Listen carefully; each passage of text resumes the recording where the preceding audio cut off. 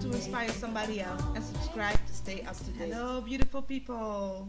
Welcome to my YouTube channel. My name is Nadira Jensen, and as y'all know me, I'm a woman of faith, a woman of visions, thoughts, and dreams. Meaning, I believe that we all have been blessed with talents and gifts to fulfill a divine purpose here on earth.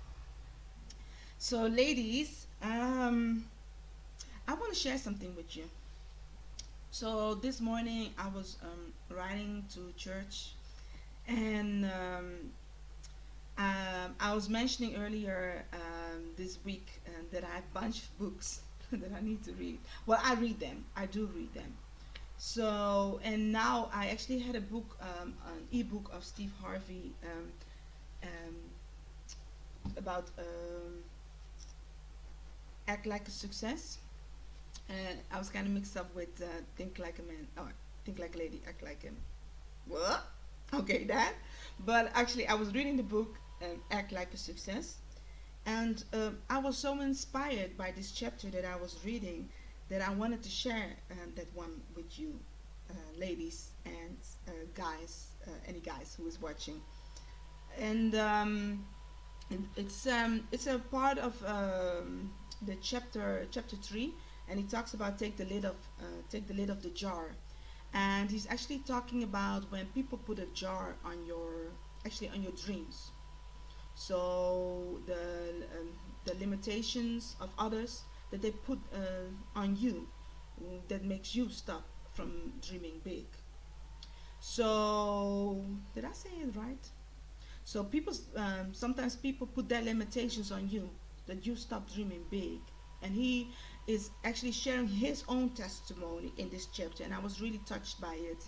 So I really want to share this chapter with you. I won't be reading the whole chapter, um, but I'll start where he shares his testimony.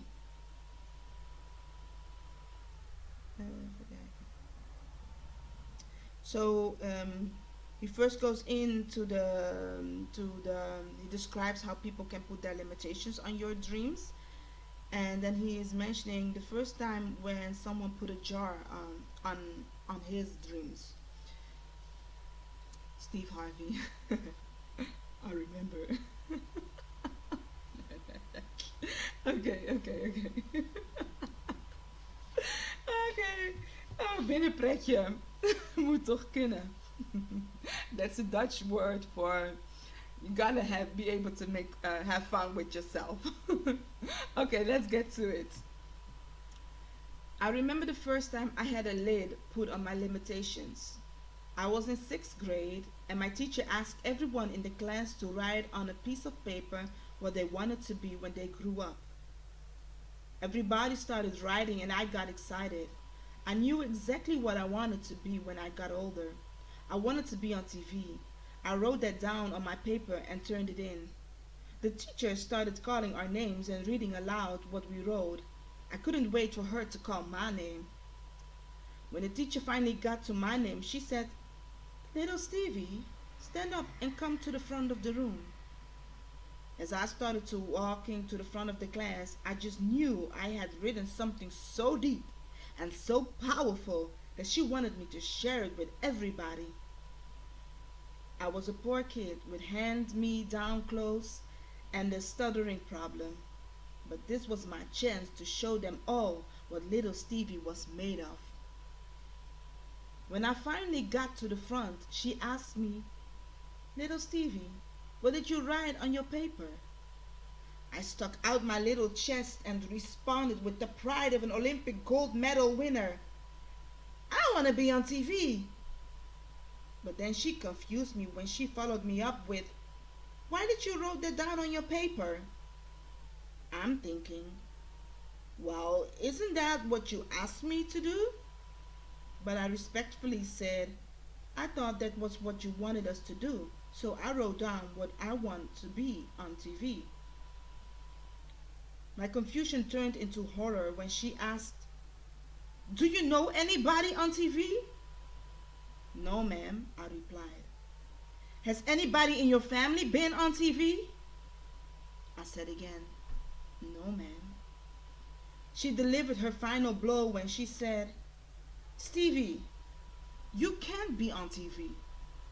You take this paper home and write something more realistic and then bring it back tomorrow. Whew. I was angry. I didn't understand what was going on. She asked me what I wanted to be. Now, what my parents did, not what my parents did or what I saw other people do.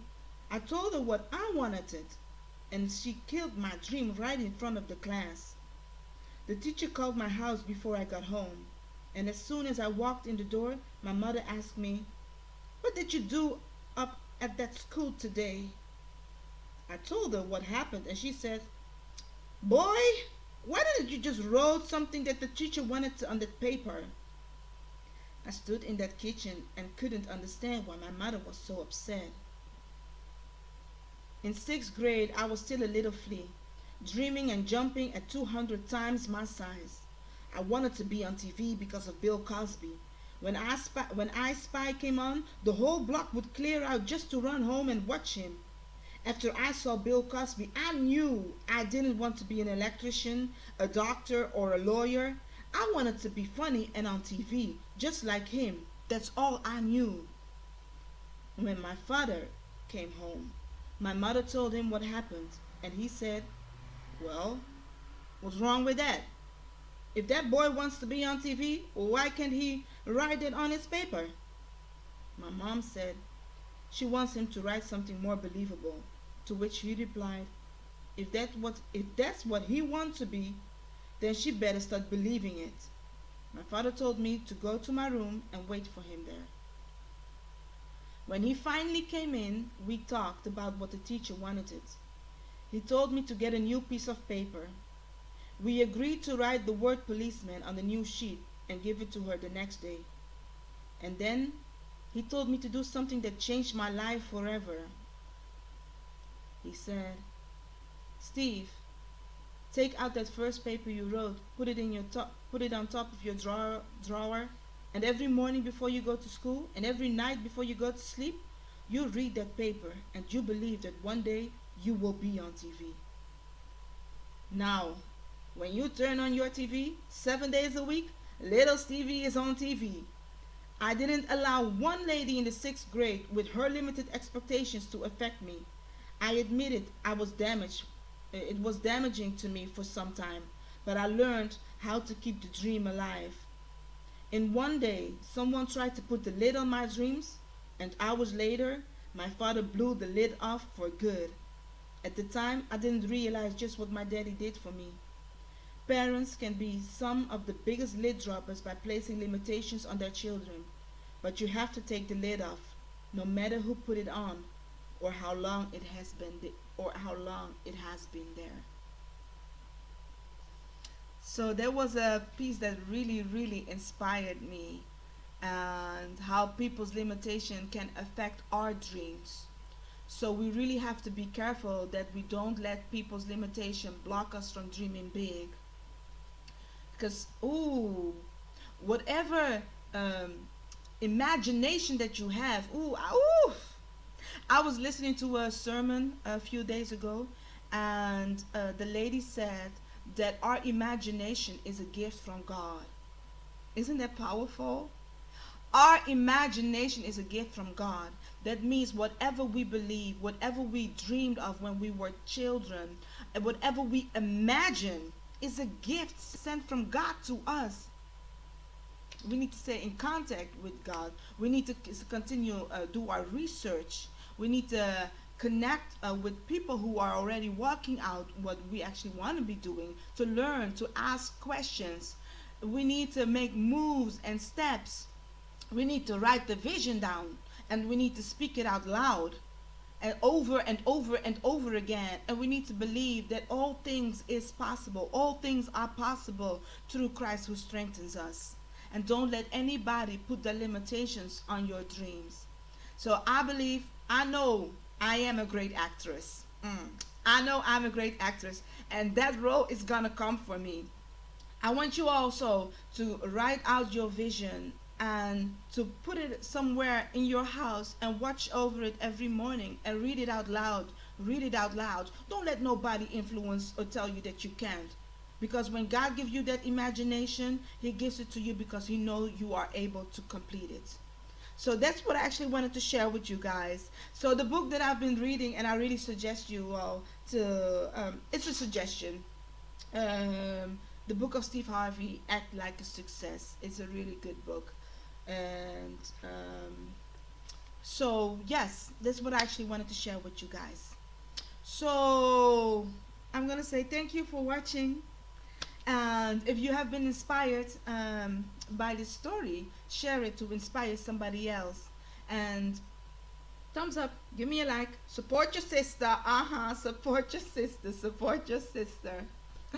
Yes, support your sister. So thumbs up, share it to inspire somebody else, and subscribe to stay up to date.